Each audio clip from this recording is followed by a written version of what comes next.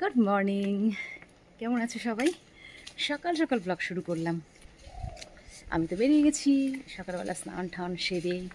রান্না আজকে খুব একটা ছিল না করার মতো, রেডি হয়ে বেরিয়েছি। কাল বিরিয়ানি খেয়েছি বলে পেটটা একদম ভরা ভরা এখনও আছে, তো সেই জন্য বেশি কিছু খেয়েও বেরোয়নি। একটু চা খেলাম, মুড়ি দিয়ে চা খেলাম, আর সাথে করে আম, কলা আর একটা বিস্কিটের প্যাকেট নিয়ে এসেছি। এতেই আমার সারাদিন চলে যাবে।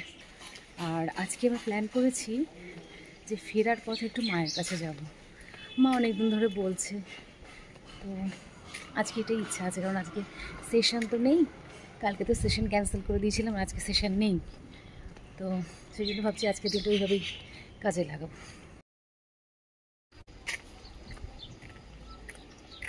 আজকে ঘুম থেকেই উঠেছি 7টার সময়, 7:30টার সময় বেড থেকে নেমেছি। আসলে দুদিন ছুটি পাওয়ার পর সকালবেলা ওঠাটা আমার পক্ষে খুব টাফ। আজকে রান্না বান্নাটা খুব একটা রাখিনি, সেই কারণেই যে উঠে রেডি হয়ে বেরিয়ে পড়বো, সেটাই করেছি। সকাল থেকে ব্লগটা যে শুরু তোমাদের জন্য শুরু করলাম, এটা বললে একটু ভুল হবে। আসলে আমার নিজেরও মন ভালো করার জন্য সকাল থেকে ক্যামেরাটা অন করলাম। তো এবার স্কুলে যাচ্ছি।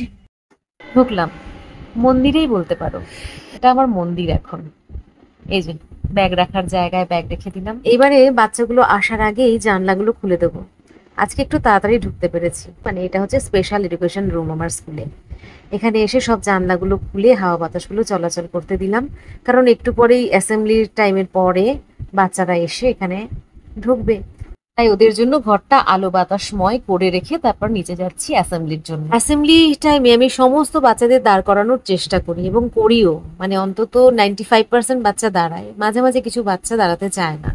তারপরে আমি ওদেরকে ক্লাসে নিয়ে আসি, মানে ওদের রুটিন করা আছে, আমি ক্লাস ওয়াইজ নিয়ে আসি এবং ওদের জন্য যা করানো সেটা করি, আবার ক্লাসে পৌঁছে দেওয়ার চেষ্টা করি। অ্যাকচুয়ালি আমি ইনক্লুশনের উপরই বিশ্বাসী। আমি চাই প্রত্যেকটা বাচ্চা তাদের ক্লাসে গিয়ে সব বাচ্চাদের সাথে বসে যেন পড়তে পারে, তার জন্য তাদেরকে রেডি করার চেষ্টা করি। তো সকালে যে মন্দিরে ঢুকেছিলাম, এখন বেরোনোর পালা, বেরিয়ে পড়েছি। আজকে ট্রেনে করেই ফিরছি, আর এখন ম্যাক্সিমাম দিনই ট্রেনে করেই ফিরি, কারণ ট্রেনের এই যাতায়াত আমার খুব শান্তিপূর্ণ মনে হয়। না আছে গাড়ি ঘোড়ার বেশি আওয়াজ, না আছে ধোঁয়ার গন্ধ, আর না আছে মানুষের ভিড়ভাট্টার একটা কোলাহল।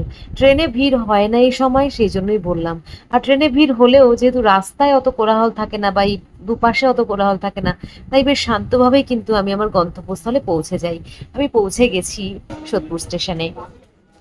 পুরো দিন আর ভিডিও করা হয় না বন্ধুরা। এই যে ট্রেন থেকে এখন নামলাম, নেমে আবার একটু পারলাম সেইভাবে ভিডিওটা অন করতে।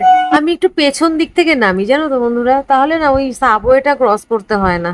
পেছনের দিকে এসে ব্রিজটা ক্রস করে আমি এই যে অটো ধরলাম, অটো ধরে একদম বাড়ির কাছাকাছি চলে যাব, তারপর একটুখানি হাঁটলেই পৌঁছে যাব।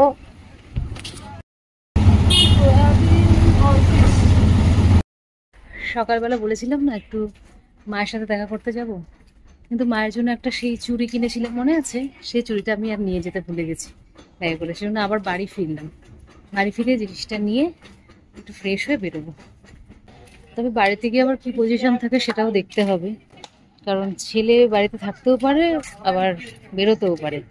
আজকে বেরোনোর কথা ছিল, বেরোতেও পারে আবার নাও বেরোতে পারে। দেখি, যদি বাড়িতে থাকে তাহলে একটু হয়তো আমার বেরোতে দেরি হবে, আর যদি ও বেরিয়ে থাকে তাহলে আমি গিয়েই ফ্রেশ হয়ে ড্রেসটা জাস্ট একটু চেঞ্জ করবো। যখন ফিরেইছি বাড়িতে, গরমও লাগছে, একটু মুখ হাত ধুয়ে একটু আলাদা একটা কুর্তি পরে নিলে ভালো লাগবে আর কি, একটু ফ্রেশ লাগবে। তো দেখি কি করি, বাড়িতে যাওয়ার পর সেটা দেখি, তারপর তোমাদের জানাবো। ছেলে বাড়িতেই আছে, ও যায়নি। তো এখন ভেবে দেখি আমি এখন যাবো কি যাবো না। প্রথম বাধা তো পড়েছি ওই নিয়ে যায়নি বলে জিনিসটা, আর এসে বাড়িতে এসে আমার ছেলেও বাড়িতে আছে, আর বাড়ি হয়ে যাওয়াতে আমার একটা গ্যাপ পড়ে যাচ্ছে। তো দেখি, একটু ছেলেকে কিছু খেতে টেতে দিয়ে একটু ফ্রেশ ট্রেশ হয়ে যেতেও পারি।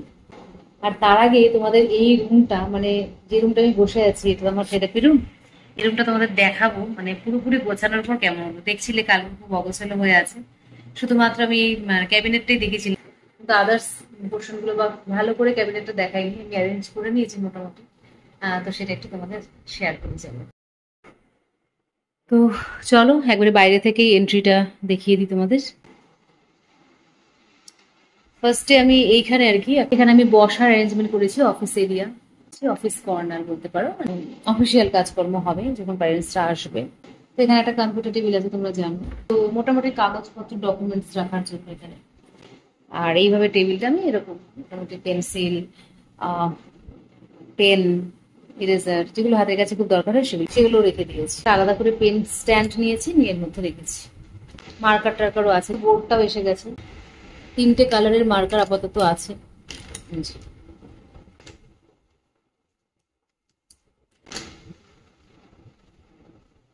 হচ্ছে এই এরিয়াটা।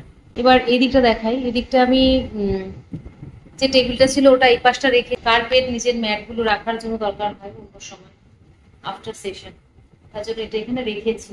এখনো একটা ট্রে আছে, তার মধ্যে কিছু বালি আছে, এটা আমার লাগে আর কি সেশন। যে বোর্ডটা এনেছি সেটা আপাতত এটার উপরে স্ট্যান্ড করে রেখেছি। এটা এখানে হ্যাং করবো, আপাতত এইভাবে রেখেছি। আর এইবার তোমাদের দেখে দিচ্ছি যে আমি অ্যারেঞ্জ করেছি জায়গাটা, ওই পাশটা। মানে আর কোনো ছড়ানো ছেটানো জিনিস নেই, বা দেখতেও খুব বাজে লাগছে না, সুন্দরভাবে আমি অ্যারেঞ্জ করে নিয়েছি। মোটামুটি এই বক্সগুলোর মধ্যেও অনেক কিছু আছে, আরো কিছু আসবে। আর এইভাবে আর কি রেখেছি আমি। এখানে ধরো এই ছোট টেবিলগুলো রেখেছি, এগুলো স্টাডি করার কাজে লাগে আর কি। এখানে চেয়ারটা আছে, ছোট চেয়ারটা, এটা টেবিলের কাজও করবে। তো এই হচ্ছে ব্যাপার। নিচের দিকে সব ক্যাবিনেট আছে, জিনিসপত্র রাখতে সুবিধে। আর উপরের দিকে ওপেন আছে ক্যাবিনেটটার, তাতেও জিনিসপত্র নিতে রাখতে সুবিধে। আমি যেটা প্ল্যান করেছি সেটা আমি পরে দেখাবো, যে ক্যাবিনেটটা আমি কিভাবে ইউজ করছি, কিভাবে আমি আমার ইন্ডিপেন্ডেন্ট স্টাডি সেটআপে এই ক্যাবিনেটটা কাজে লাগবো, সেটা আমি পরে আস্তে আস্তে দেখাবো পারলে। আর এইখানে কিছু নয়, এখানে ক্যালেন্ডারটা আমি হ্যাং করে দিয়েছি। এটার মধ্যে অনেক রকম কিছু শেখার আছে। এখানে যেন ইমোশন রয়েছে, তার ভেতরে দেখো এই যে এবিসিডি থেকে শুরু করে এই যে এখানে দেখো good habits, birds, shapes, numbers, মানে এভরিথিং এখানে কিন্তু আছে। Flowers, animals.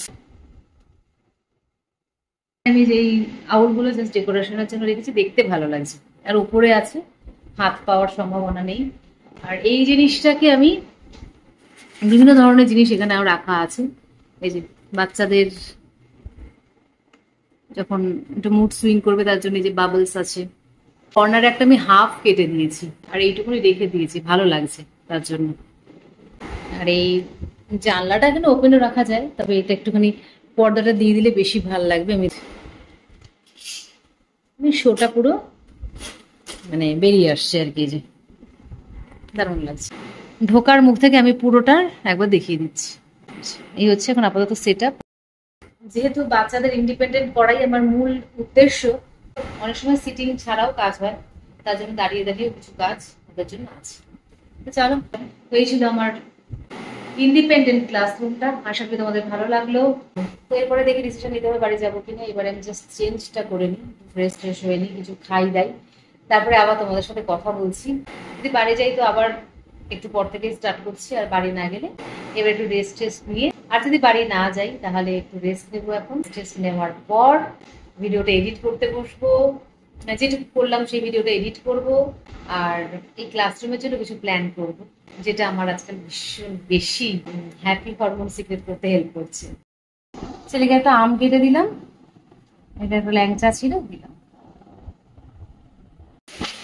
যদিও বা যাওয়ার ইচ্ছে ছিল, আর যাওয়া হলো না। কালো করে আকাশ, ঝমঝমে বৃষ্টি নেমেছে। এই দেখো, ঝমঝমিয়ে পুরো মানে এক পশলা বৃষ্টি হয়ে সব ভিজিয়ে দিল। এখনো বৃষ্টি পড়ছে, আকাশে অনেকটাই মেঘ। থাক, আছে আর যাবো না, ডিসিশনটা নিয়ে নিলাম। দেখো আমি একটু বাইরে গেছি, বৃষ্টিটা কতটা পড়ছে দেখতে, চুলগুলো সব ভিজেই গেছে, এত ঝমঝম করে বৃষ্টি পড়ছে। জামাটা আমি একটু চেঞ্জ করি। তো আর যাওয়া হবে না, মায়ের সাথে একটু ফোনে কথা বলে নিই। কাল যেতে পারবো না, কাল সেশন আছে। বুধবার হয়তো যেতে পারি। মাকে এটাই বলে দেবো, মা আজকে আর যাওয়া হলো না, বৃষ্টি এলো। যদিও মাকে আমি সারপ্রাইজই দিতাম, মাকে বলা হয়নি যে যাবে। একদিকে ভালো, নাহলে এখন মা ফোন করছে, কোথায় আছিস, কি করছিস, বৃষ্টি পড়ছে। অনেকদিন ধরেই বলছে যে কবে আসবি কবে আসবি। এসে আমি ব্যাগে ঢুকিয়ে নিয়েছিলাম দুইটা, এবার ব্যাগেই থাকবে। আমি যেদিনই সুযোগ পাবো স্কুল ফেরত চলে যাবো, বুধবারই যাবো ভাবছি। না আর বসবো না, আর বসলেও হবে না, বাইরে বৃষ্টি দেখলেও হবে না। জামাটা ছাড়তে একদম মাথায় জল পড়েছে, বাকি একটু জল ঢেলে নিই। তো বন্ধুরা, চাটা খাওয়া হয়ে গেছে সিঙ্গাড়া জিলেপি দিয়ে। তো ডিনার করার টাইমও হয়ে গেছে, এখন তোমাদেরকে বিদায় জানাচ্ছি। আবার তোমাদের সাথে দেখা হচ্ছে পরের ভিডিওতে। Bye, take care and love you all.